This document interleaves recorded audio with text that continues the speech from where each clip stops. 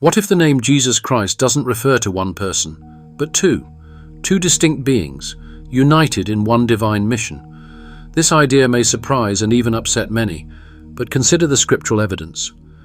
Jesus walked among us as a human being, gentle, bold, compassionate, enlightened.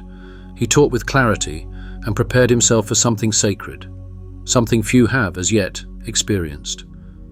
At his baptism, when the heavens opened and the Spirit descended like a dove, this was the moment of union, the moment another soul entered his body.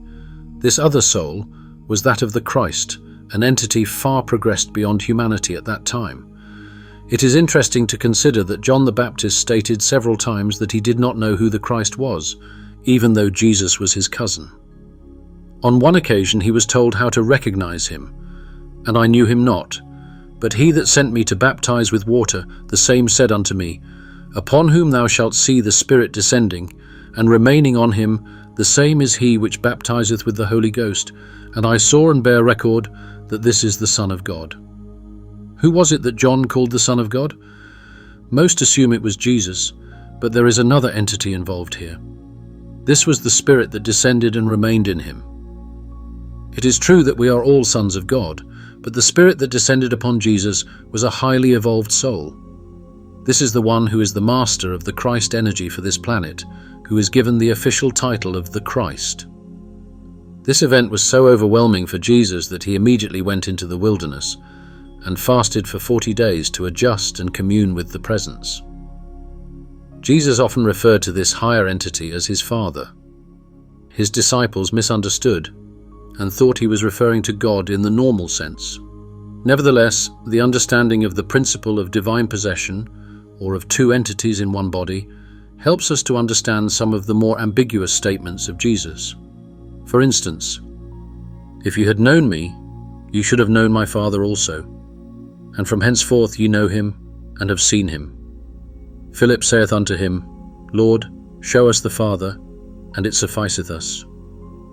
Jesus saith unto him, "Have I been so long time with you, and yet hast thou not known me, Philip? He that hath seen me hath seen the Father. And how sayest thou then, Show us the Father? Believest thou not that I am in the Father, and the Father in me? The words that I speak unto you, I speak not of myself, but the Father that dwelleth in me, he doth the works."